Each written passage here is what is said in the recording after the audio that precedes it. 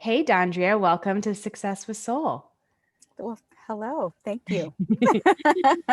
So glad to talk with you. We were just chatting about how we're both Georgia girls. So I love having Yeah. local people on the podcast. It doesn't get to happen very often. So this is exciting. Yeah. Super exciting. Yeah. Tell everybody a little bit about what you do. I think you have such an amazing business model.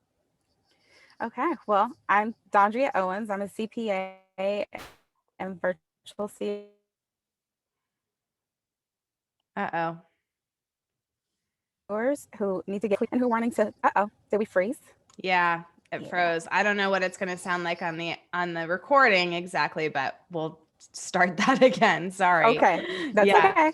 Okay, so just take it from tell us about what you do. Okay. So my name is Dondrea Owens. I'm a CPA and virtual CFO for women entrepreneurs who really want to get clear on their numbers and be able to pay themselves more and live the life of their dreams. I love this. And your company is called the Creative CFO, right? Right. And Mhm. so what is the difference between like a CFO or hiring an accountant or a bookkeeper? Yeah.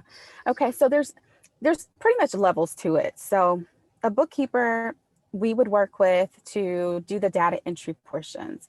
So that person is inside of QuickBooks, they're categorizing transactions, they might be doing bank reconciliations and things like that.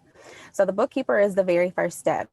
And then the accountant takes the report that comes from the bookkeeper's work and then analyzes that report to make sure everything makes sense. That's the point where we find errors in the reports or maybe the way things are categorized, but they really put it in a way that makes sense for the business owner. And then when you get to the CFO level, that's when we're talking more about strategy. That's how we can manipulate the upcoming view or the future view. So it's the forecasting for that particular company. So I always say the accountant gives you the historical view, the CFO gives you the future view. I love that. Super clear way to think of it. And Mhm. when do most of your clients come to you? What stage of their business are they in? Are they just starting out or are they already are making a certain amount of money? When makes sense to bring on a virtual CFO? So you've definitely already been making money. You are very profitable and you just need direction on what to do next, how to grow the sales, how to minimize your expenses as much as possible. I call it streamlining because there's really no way to minimize expenses when you're running a business. It does get pretty expensive sometimes. So we look at that. We also look at the investments that you should be making in order to continue growing because it's not all about just getting the expenses as low as they can possibly be. Sometimes the expenses actually need to go up so that the revenue can go up. And so it's just having those conversations with the CEO to see what the vision of the company is, what resources are available for us to use, and what's the best use of those resources. Okay, so this is really interesting. One of the first thing you said that caught my attention was sometimes we think we have to minimize our expenses, but actually, a lot of times we have to add expenses so that we can grow. Let's talk about Yeah, this for a minute because I think so many people feel the opposite and like, oh, I yeah, can't spend that until I'm making more money. right. So sometimes we get to a point where everything is essential to run the business. Like every expense that you have is necessary. And once we reach that point, there's really nothing else we can do on the expense side. We're looking all at the revenue. We've just got to make more money.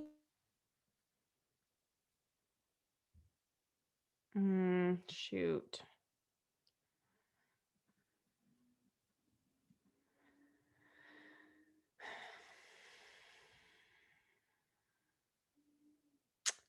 Frozen again.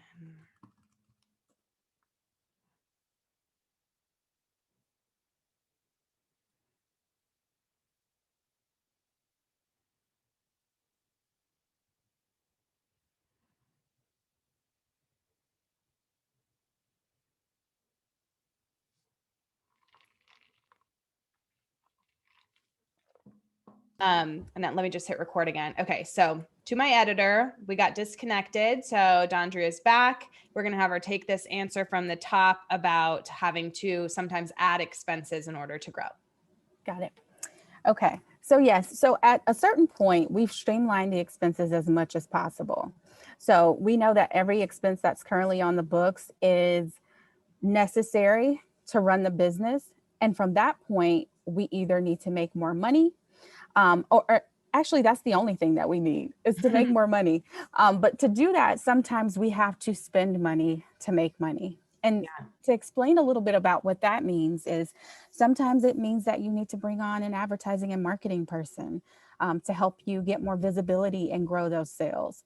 Sometimes it means that you need to expand capacity, which means bringing on other contractors or maybe part-time employees who do what you do and can serve clients.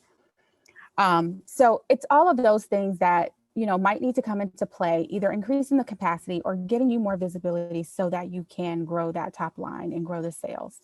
Right, right.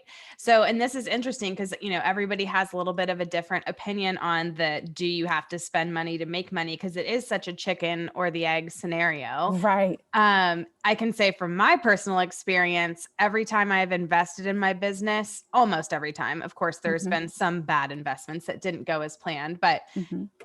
that's what's propelled my growth. That's what's taken me to the next level. And if I had Right. never hired that VA, if I had never, taken on that added expense or brought on more strategy or more support, I never would have been able to get to that level, because I think we're so conditioned to feel like we should be able to do everything ourselves. Yes. And when you're a one woman or one man show, it's really hard to be in all places of the business and fully show up that way. Because if we're being really honest, you are not a genius at everything in the business. Right. So, Much as I would like to think I'm perfect at everything I do and, uh-huh. I can wear all the hats, I really can't. Right. And you really shouldn't. Yeah. So there's, remove that pressure from yourself and look at what is going to open up the most space and opportunity for you to really grow. Yeah. Yeah. And so let's say people are listening and they're like, okay, I agree, but I physically don't have the dollars, in my account. How do you Yeah. recommend people like smartly invest into their business if they don't have the money yet? Yeah. So I say start really small. And what that could look like is, and I give people reasonable goals. I say there's no need to go out and get a VA who has a package for 30 hours a month at $900. You Mhm. absolutely cannot do that. But could you afford an hour or two from someone who could take something off your plate and you could go and do something revenue generating in that time? Yes. And if you still can't, what would you need to sell or do in order to be able to afford those couple of hours to open you up for revenue generating activities? So Right. it's a great way to really put it on yourself about how to increase is to say, okay, well, if I sold one intensive, that's 3 hours of my time at, we'll just say $600. Hmm. If you did that with that $600, how could you invest in some support in your business to then go off and do something else? Right. Yeah. Yeah, I love thinking of things of like, what would I have to do in order to cover this cost? And I mean, Hmm. I do that for a lot of things. Like I just last year I invested in this really expensive group coaching program, like Hmm. $25,000 or something like that. Yeah. And I thought, okay, well, they're teaching me how to sell high ticket programs myself. So Hmm. I don't actually have $25,000 in cash just sitting around with nothing to do. Right. So, but what would I need to do in order to make that money? And it was like, well, that would really be 2 to 3 sales Hmm. of my own high ticket program. And do I think it's reasonable to expect that I could learn how to sell 2 or 3 sales from Right. this program? And I was like, of course. So Hmm.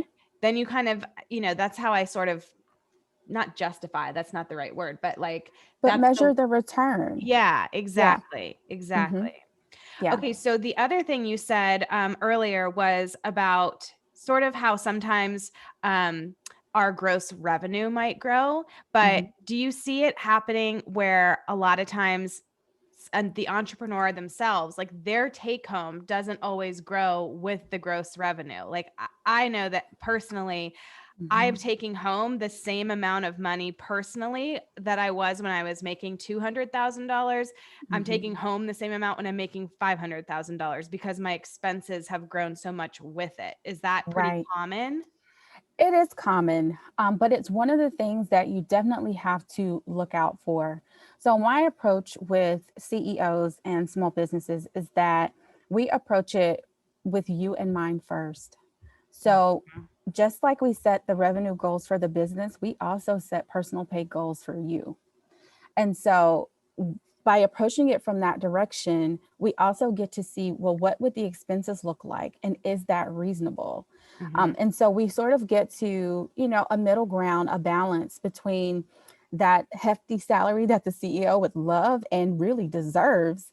And then what is actually feasible for where the company is and what it takes to grow. Because sometimes it's not all in the salary for the CEO, it's actually in the time. Yes. Yeah. And so what we see with those CEOs is that they are spending less time in the business, but the business has tremendously grown, even though their salary is staying around the same area. Right. But I think that's so true too, like to put you in mind first, because there was Yeah. a time a few years ago where, I was paying myself like $50,000. Mhm. And it was just like, what am I doing all of this for if that's all I'm going to take home? Like, this Right. is so much stress and so much time and energy and effort. And I really had to reposition the way I thought of everything to say, yeah, why am I doing this if Hmm. only to pay myself that much? And so I just decided to give myself like a triple raise and was just Yes. like, I'm going to just figure it out because Mhm. otherwise this is not worth it and I could just go get a regular job. Exactly. We've seen that with clients when they first come in, and it is jaw dropping sometimes. But the creative CFO is a judgment free zone, but we Mhm. will let you know when you are sacrificing self for for the Yeah. sake of the expenses, is what we say. We've Yes. seen it where owners aren't paying themselves, but they've got 5 or 6 people on their team who they are paying, and Yes, so that was me. yeah, and Yeah, it's that was tough. me, and it's a toxic environment to get into as well Yes. because it's the employees didn't ask you to do that. None of my Right. employees said, "You should pay me instead of paying yourself." Mhm. But my, like my human brain can't really grasp that. And so I started feeling like resentment towards my employees of like, "Yeah, you're Mhm. getting a paycheck and I'm not," even though that was my decision. Right. And it just yeah, once I realized that that was happening, it was like, "This has to change." I mean, it's not sustainable, first of all, and, Right. and I think, well, I have so many follow-up questions for this, so let Yeah. me let me backtrack, and I could just, like, spew out 30 questions at once. Okay, so speaking of employees, Mhm. once your business gets to a certain level and you are ready to bring on employees or, really team build, do you feel like it's a better financial decision to have contractors versus employees? Well, here's the thing with that. It's not really that one is financially better than the other. It really boils down to what the IRS says. Right. So, you've got the definition of an employee and the definition of a contractor according to the IRS. It's how much you dictate about the work that they do, like when they do it, how they do it, what resources do you provide for them to do the job, and do you provide them with reimbursements and benefits and things of that nature that really determine whether a person is an employee or a contractor. Right. So I veer to that definition more so than I do, anything financial. Is it more expensive to have an employee? It possibly could be, but contractor rates are often really high too because they shoulder all of the costs themselves. So Right. it just really depends on how much you're utilizing that person before we can really determine, and plus how much autonomy they have in their work. So Yeah. some contractors have their own business and they can work for other people and all of that, and that's great, but they also have really high hourly rates. But Right. if you're only using them for a short number of hours, they could be more cost effective than having an employee Right. on. Yeah. Okay, so yeah, it would depend on what are your needs, and do you Right. need somebody working, 30, 40 hours a week, or is it something that's like maybe 5 or 10 hours a week, and that could make a big difference too. Yes, Um, absolutely. the other thing, which isn't really money related, but just kind of energetically, I've found that I really prefer employees to contractors most of the time Mhm. if the workload is there, because there's that all in mindset, and you're Yes, so deeply invested in each other in a way that when you're just a contractor and maybe just a client, one of their, many clients, you just don't get that same kind of like commitment. that buy-in, Yes. absolutely. Um, it is rare that you do find contractors with that buy-in. I actually have had success in the other direction where a couple of the people on my team don't want to be employees. They like the autonomy of being a contractor. I've tried my hardest to convince them otherwise, Mhm. but I do still have that buy-in from them, which is amazing. But it's certainly one of the things that you can hire around. If I had not done it, I would not have believed it to be possible. But it Mhm. is possible to get contractors who have that buy-in. But I will tell you this: they don't have many other people who they are supporting. Right. So it's not that you're walking into, a relationship with someone who has an agency style business of their own. Right. These people are really just really keen on being support. Right. Yeah. Exactly. Okay. I love that. So let's shift gears a little bit. When it comes in the very beginning, you were talking about your business and really helping women like see their money and pay attention to their money and know their numbers. Yeah. And I do think that, I mean, for people in general, but especially women, this is something that I think can be really hard for us to do. It can be so much easier to just sort of like bury your head in the sand and pretend that it's not Hmm. happening, and it can be scary to look at. So how do you help women kind of make that shift? Yeah. So, we spend a lot of time educating our clients. And we do that a couple of different ways. It's through conversation. So, making money a palatable subject for them. So, knowing that when we get on a call together, like I said, it's a judgment free zone. We can talk about money. You can say all of the crazy things that you think you don't know. And Mhm. it's always my job to really show you how much you do know, Mm, even, no matter how small that is. But we can just say, give yourself credit for knowing this, and then let's educate in small chunks. As we're going through the reports, we do something a little bit different. We don't just use the reports from QuickBooks, which is the software that we use. mhm. We build custom reports for our clients. Those reports have graphs. They have the same metrics every month. And I think what it really helps our clients to do is to be able to get comfortable with looking at numbers on a report and not feeling like it's all gibberish because you see the same thing every month. And so doing that, there's a level of comfort that they develop. And then after that, it becomes confidence. And so, Right. yeah, so that's our mission, is to educate and empower. And we do that through sound financial reporting and conversation. Love it. So, what are some of the mistakes that you see a lot of women entrepreneurs making when it comes to money in their business? Yeah. The biggest one is what we call in the professional world commingling. Mm, It's where there's no separation between personal and business when it comes to financial transactions. So yeah. that's someone who's using their personal bank account to fund the business, to fund their life, everything. And it's all mixed in together. And that's the greatest source of confusion. Interesting. And now in this case, do you feel like it makes a big difference, like you have to make sure that you're registered as an LLC or an S Mhm. corp or something like that? Is that kind of one of the first steps, or is that separate? The first step is to just untangle the finances, Right. because once we do that, then we can determine if there is even a need for you to separate yourself from the business yet. I think so many people, when they start a business, they want to, form a legal entity that's setting up an LLC, or maybe I should be taxed as an S corporation. So they want to make that election. And really, the truth is, you could start a business without doing any of those things. And by Yeah. default, you're a sole proprietorship. Like, let's first see if you really have a business before you start spending money and setting up entities. I am so glad you said that because Mhm. obviously I am not a financial professional, but Mhm. I have so many women in my course, the Six Figure Blog Academy, who Mhm. barely even have their website built out yet and are already worrying about filing as an SLC.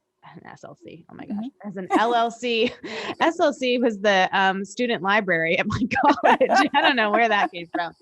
Um, so, they're already worrying about like the legal entity piece of it. And I say the same thing to them where I'm like, look, I mean, consult with a lawyer or an accountant, Mhm. somebody who really knows. But my unprofessional opinion is let's see if you even like doing this enough in the first place to make it a business. Let's Right. see if you even are able to start making money before you worry about how you're going to file your taxes, because it's not illegal, Mhm. to just start as a sole proprietor, and then as you grow, figure out what makes the most sense from there. But it seems Exactly. like putting the horse before the cart. Um, Mhm. the cart before the horse. I always get that Yes. backwards. I am all over the place today. Yes. So I'm glad that you agree. That gives me a little bit of confidence that, okay, that was good advice. Oh yeah, that's great advice. Because a lot of the times too, you go through several iterations of your business before you finally decide what it's going to be. You might even change the name, and then we're Mhm. talking about either filing a DBA to do business as this new name that you have, or just changing the registered name. It's way too much hassle to put Mhm. yourself through and you just could have waited. You know, Totally.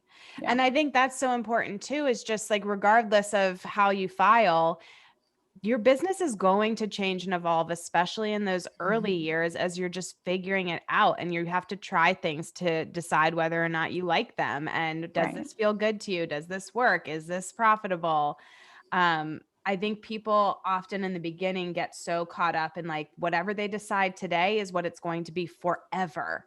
And Yes, that's not the case. it is not. I can tell you so many business owners that I've worked with have either had name changes or have pivoted in services, and nothing stays the same. You Right. grow and evolve, and you basically do what is best for the business. Right. Right. Yeah. Okay. So commingling is one of the biggest mistakes you see women making. What's Mhm. another one? Um, Another one is taking on too many expenses Okay. and labeling everything as an investment. Um, Mhm.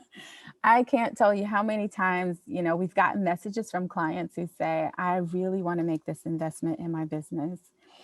And we have to have a tough conversation and say, while this is an investment, it is an investment of money and of time.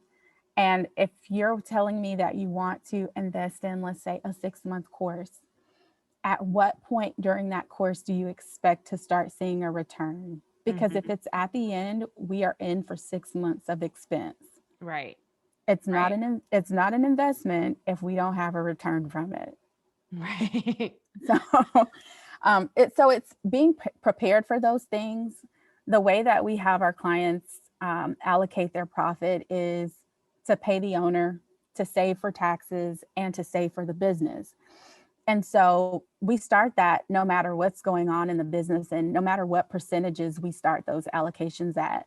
And so what it does for business owners is it gives them a pot to pull from when they want to make those types of investments, Mm, so that it's not such a financial strain, even if it might be, a team time issue.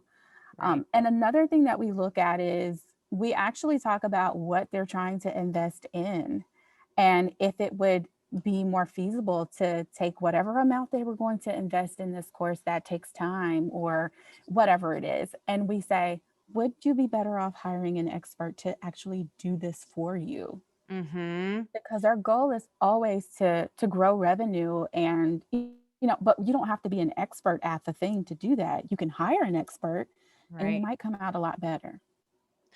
That's so interesting. And I feel like it's something that I'm constantly reevaluating in my own business is like, do I want to learn how to do this? Do I want to hire an expert? And then there's sometimes this third option of maybe the choice is I'm going to hire somebody to do it for me, but they're not an expert. They're, maybe a VA level. Hmm. And then I'm going to also buy the course or the program and they're Hmm. going to take it. And that Yes, can sometimes be less expensive than hiring the expert straight away. absolutely. Yeah. I'm such a fan of that. I'm so glad you brought that up.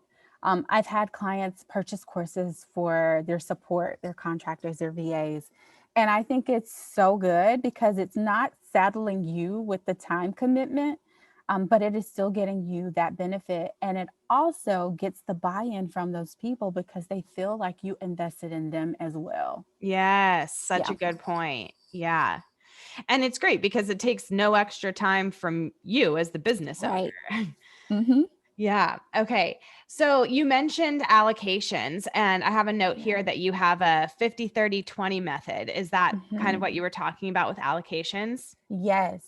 Okay. So, Tell us more. yeah. So with all small businesses, we like to approach any type of, personal pay, saving for taxes, things like that. We look at your profit to do that because we've already gone through and streamlined expenses as much as possible. We know what your revenue looks like or what it even should look like from a goals perspective. And then after that, you're just left with profit. And for most business owners, that is what we call free cash flow because you count the sales that come in the door, or the cash that's collected, and then what goes out in terms of expenses. So what we're left with is free cash flow. So with that, we're able to pay you, and that's the 50%. Now, not all business owners will live at that 50% mark.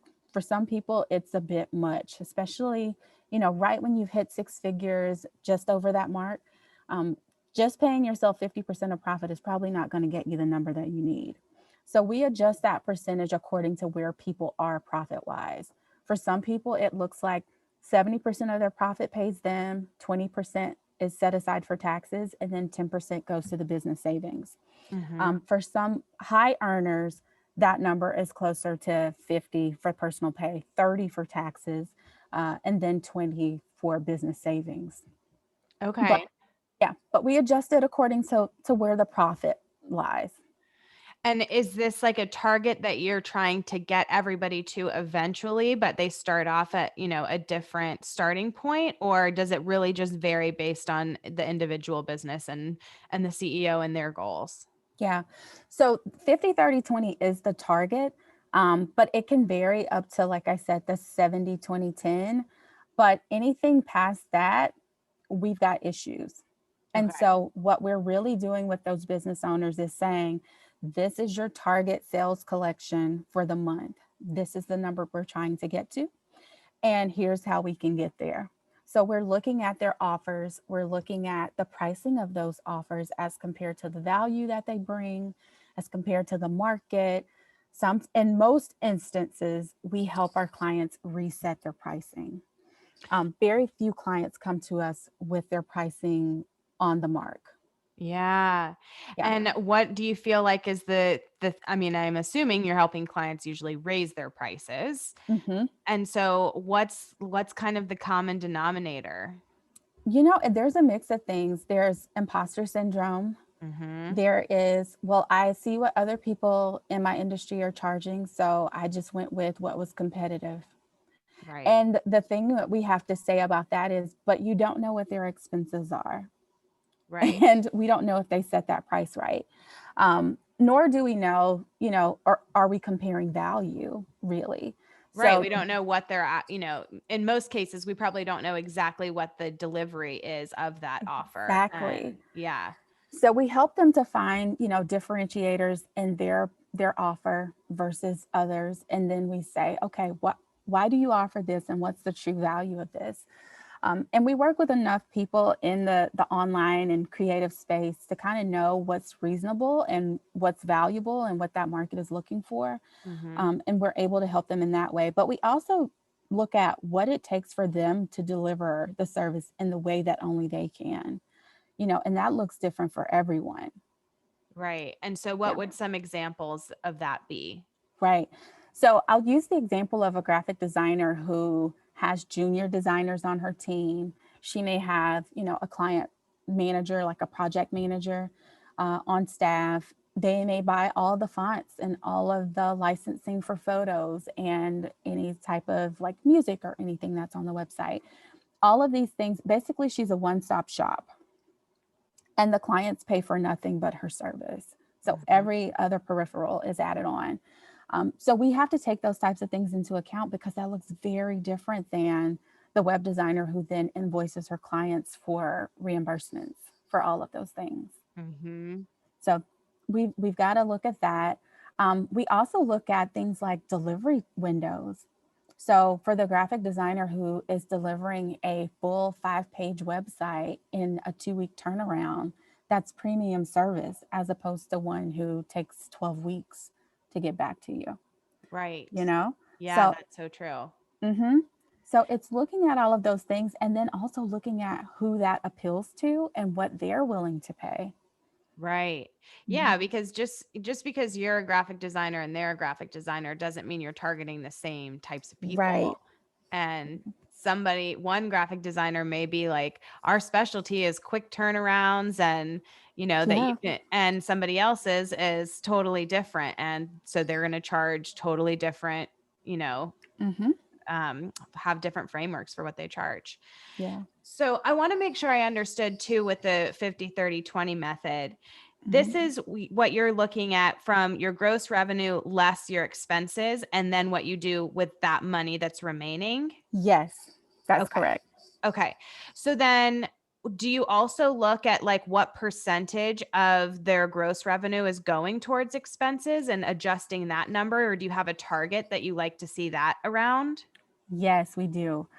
So we look at that number and we never want to see it more than 70%. So at a minimum, what we call your profit margin, that's what's left over of your sales, should be 30%.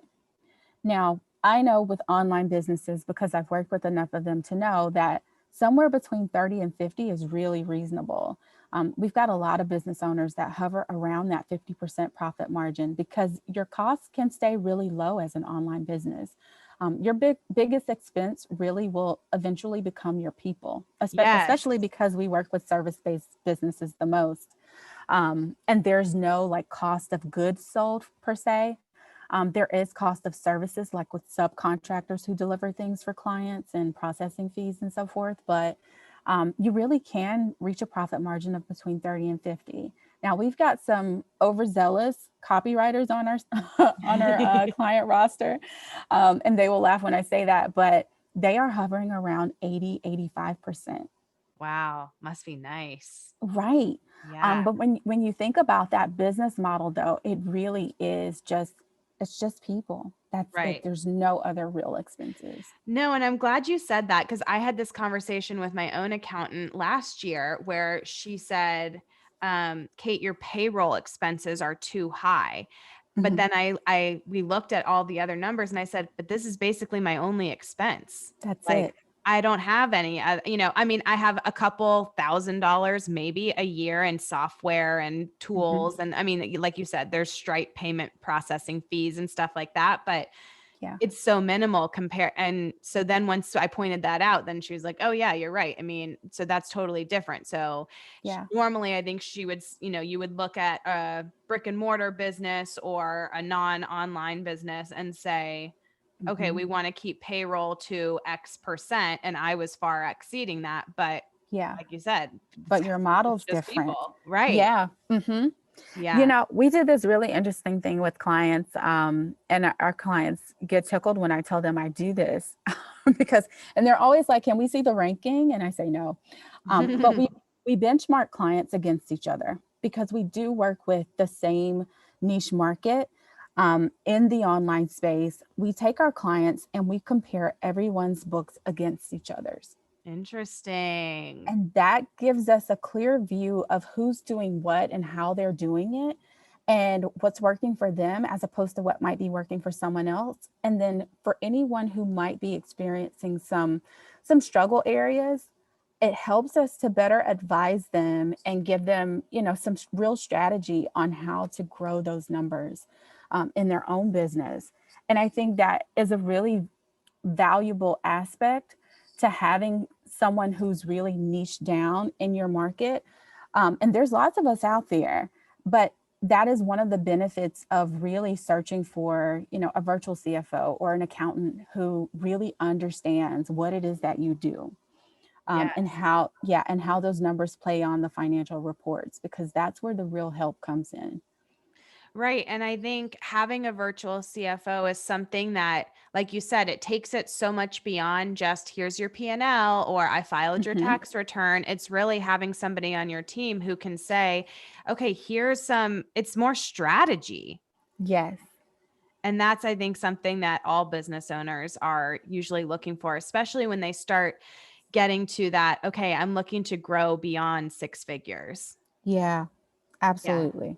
The first six figures can be, in some ways, I think, the hardest because you're just getting started and you're having to figure everything out for the first time.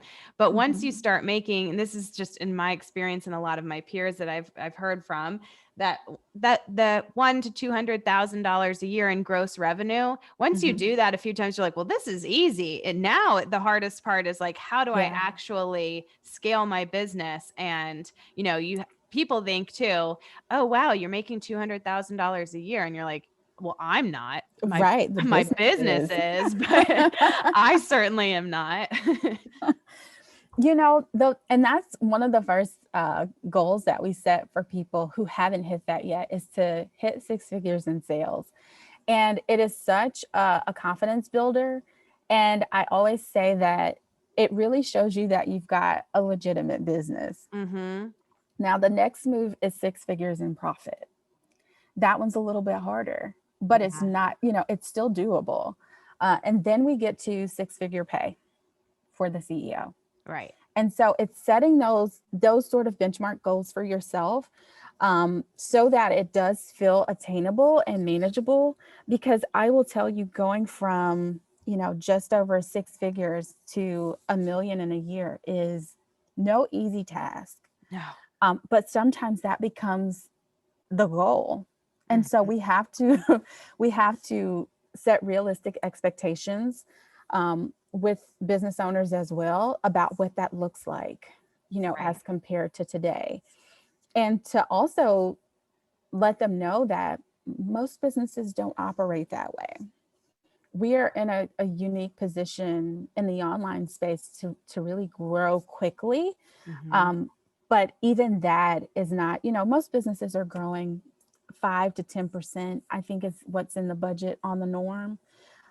But we really have the opportunity to exponentially grow. And sometimes that growth can be 100% growth over a year. Yeah. And to really give credit to that as Yeah. well. Yeah. Yeah, it's interesting you say that because that's definitely been my experience too. Like that first year, I mean, damn, that was a really hard year in business, and there's Yeah. so much growth and figuring things out, and it's very stressful. But I made $75,000 in my second year in business in gross revenue, and every year since then it has doubled.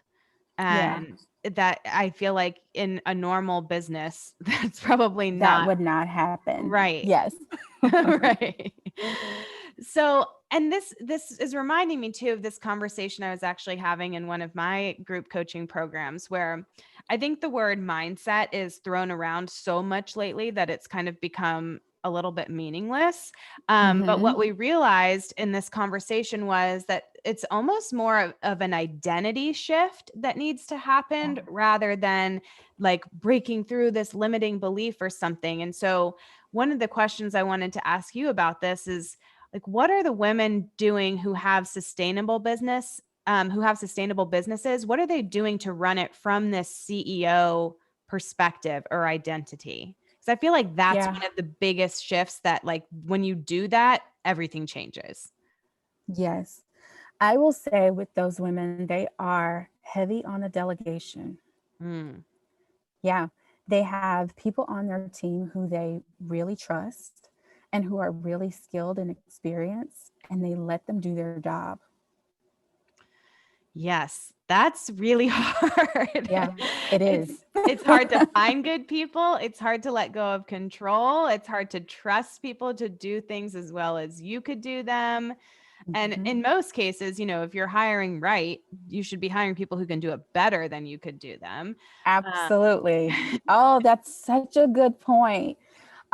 Especially because you are coming right off of the heels of having to do everything yourself, of having to be a mini expert in it all. right. And you really can't bring in someone that, in highly technical areas, you couldn't bring in someone who you had to train from the ground up. You Right. really need someone who is better than you. You're exactly right. Yep. And once they are, then it's much easier to let go of that because you're like, oh, I was Yeah. terrible at that. Or I mean, I've had this thing like I hate social media. This is one of I talk Hmm. about it all the time. I really don't like spending time there. Hmm. And so sometimes I've hired people who are not social media experts. And they look to me for the strategy. And I'm like, Hmm. I don't know the strategy. I don't want to know the strategy. Somebody else needs to do it. So then I'm like, okay, that's when you go, I need to hire somebody who is an expert in this thing instead of hiring Yeah. somebody who's maybe cheap and then just trying to like get them to do it your way when it's like, well, my way wasn't really working. So let's get somebody who Yes. knows what they're doing. And I'm glad you brought up that point as well. Those women also have systems and processes that are documented. Yes. Yes, that's a big one. I think they really go out of their way to document what they do. They do videos for it, all of those things. Their team is well supported, I Yeah. should say. And so it makes them really comfortable sitting in that CEO seat, but it also makes the people on their team feel like, if I did need something, I could go to her for it. But I've got everything I need right here. Yeah. Yeah. I'm so glad you said that because that's what my focus has been the last couple of years in my business, particularly this last year, is like getting all of those SOPs together, getting a Hmm. clear project management system in place, having somebody who's actually managing it that's not me. Yes. And because at first, you realize, okay, I'm starting to hire all of this support and I've got, you know, individual people in these individual roles, and then your job goes from like, okay, now I'm not doing all those things myself, but now I'm managing all of these people.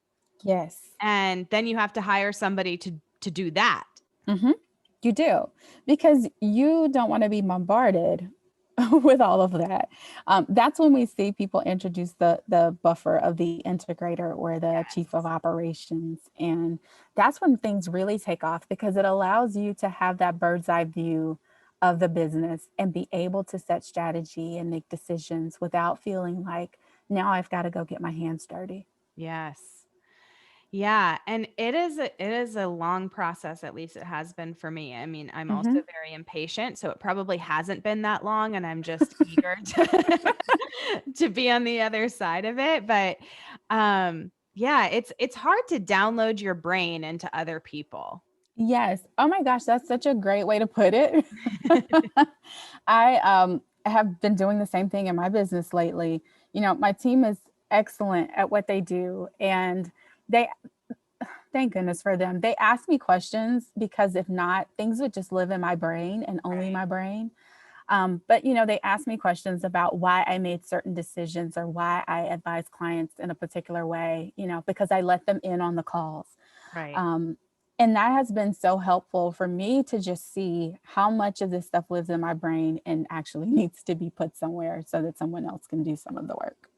Right. And I Yeah. have to remind myself frequently that because often I'll be like, oh, it's just quicker for me to do it than it is for me to explain it.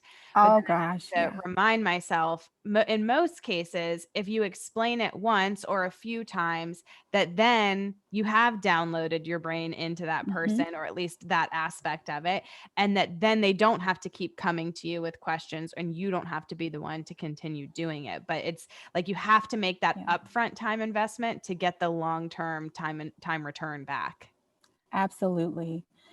I've even had a really good business coach tell me that even if I couldn't hand off the entire project, what pieces of it? I mean, because with me, we had to do baby steps at one time. Mhm. So Me too. it's like, Me too. which parts of the process do you feel comfortable handing off? And, for a long time with certain things, it was, okay, I think I could let her put it all in the email with the attachments and send it. Hmm. And then we've moved back to, I think I could let her actually run the reports and then do it. And then it became, I think I could just shoot her an email and she could handle the rest. So, yep. Exactly. Hmm. It's such a like liberating moment when you take those baby steps and then you ultimately see that result of I think of like a copywriter that I hired years ago, and I used to have her, okay, submit the Google Doc first and I'll review it, then put it in WordPress and I'll review it, then I'll edit it, then I'll give you this feedback. It was such a Uh-huh. process. In the beginning, you're like, oh my God, I could have written this myself like hours ago. But Mhm. then little by little, like you start handing off more and they get more practice and more experience. And now I'm like, I don't even review it. It just goes out and I just trust that it's going to be close enough. Exactly. Yep. And that is the gold. That is the goal. And Rachel Rogers actually said this quote on a call I was listening to once where she's like, 80% is the new 100% because we just have to accept that like good enough is good enough sometimes. And if we're trying to make everything 100% perfect, exactly the way that we would have done it ourselves if we did it, like we'll never grow. No, it's not getting done. Right. Yep. You're right. Yeah. Yeah. So when it comes to hiring, I do think, as you said, the women who are successfully growing their profit beyond six figures, they're heavy on delegation, they're heavy on these system and processes. So you need to hire. What's the best way to financially plan for hiring? Do you recommend having like their full salary, in cash before you hire them? Or do you have any rules of thumb to help people know when it's time to hire and if they can Yeah. really afford it? Yeah. So at that point, we set up what's called a payroll reserve. And it's just another savings account where we have the team's salary saved by the month. And so for some people, that's 1 month. Actually, that's the first goal. Some people can start that out with a full 3 months of paying the team. But we found that 90 days is typically enough time for you to notice any issues that are coming up, like Mhm. let's say like COVID, and you see where contracts are going to be ending or services are ending and you need to regroup. 90 days seems to be the period of time that's needed for us to make some changes and start seeing some results on the Yeah. bottom line. Yeah. Okay. That's really helpful. Like, so 1 to 3 months is a good amount to Yeah. have in reserve so that you know you can pay at least that much. And by that point, they should be getting you a return on that investment. Yes.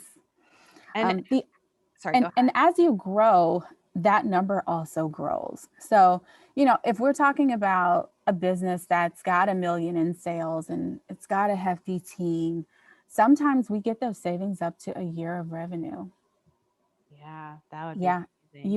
You have to really start thinking about, you know, preserving the livelihood of a business like that looks very different than just a multi six figure, so 2 to 3 hundred thousand dollars in sales and those expenses. When you get past that mark, you've got significant commitments that, yeah, those might not shake out in 90 days. And so we sort of look at the risk of those things, and are the contracts long term, or are we depending on salespeople? All sorts of things come into play there. Right. Yeah. So, how do you know really if a financial investment like a new team member is giving us that return? Especially, there's some people that you hire, like, okay, Facebook ads is easy because you go, oh, I spent X and I made Y, and there you go. Hmm. But Yeah, most things aren't quite as cut and dry. right. So with our people, we are looking to see an increase in revenue because you brought them on. And if not an increase in revenue, there's got to be some time win somewhere on somebody's books, whether it's the CEOs or someone else on the team, because sometimes the team just needs a bit of breathing room. We've Yeah. seen where, people have had the team stretch pretty thin, and bringing on another person didn't necessarily increase revenue, but it did increase the team's margin, and resulted in less errors going out the door. So Yeah. that's possible. That I'm glad you said that. We had Natalie Gingrich on episode 42 Mhm. of the podcast, and she is a director of operations specialist and hiring specialist. And she talks about the TIES method, which is a return on time, investment, energy, and stress. And that Yes. there's like lots of things within that yes, of course you want a financial return on your investment, but that's not the only thing that could make it worth it to have to make that, to cover that cost basically. Right. Absolutely. Love it. Okay. Now, I know you can't answer specific tax questions, and of course, it varies by state, and we have some Mhm. international listeners, so won't get into like the nitty gritty there. But I wonder if you have a few tips for feeling better prepared for taxes. I think this is such a Mm. common fear or question that our community has. Yeah. So one of the things that we do to prepare for taxes is with doing the 50/30/20 method or some Yeah. derivation of that. It's the planning for it. It's setting aside that profit just so that you don't see the number and think, oh, it's available to me. No, it is Mhm. not. It doesn't belong to you. We're going to put it in a separate account. So that's one way. The second way is by making estimated tax payments according to the IRS's schedule. Yeah. That helps not only get ahead of a tax liability at the end of the year, but it helps you avoid penalties for underpayment. So Right. that's one of the things that we see there. Outside of that, just understanding in your mind that taxes are a part of the ball game.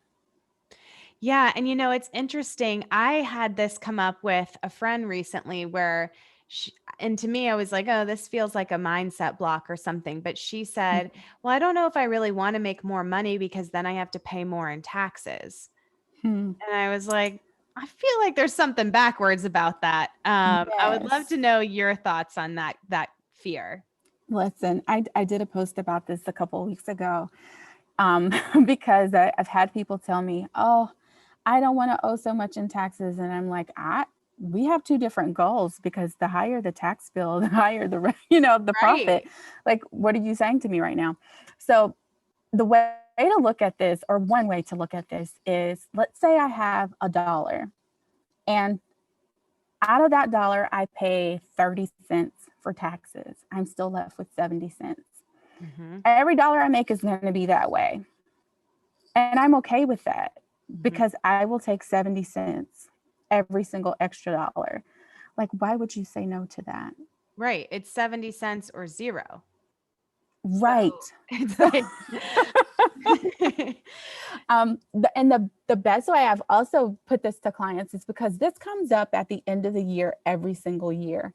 And we have to educate around this is clients wanting to take on additional expenses at the end of the year to reduce taxes. interesting. Yeah, as a strategy. I don't know who puts this out every year, but every year I hear about it.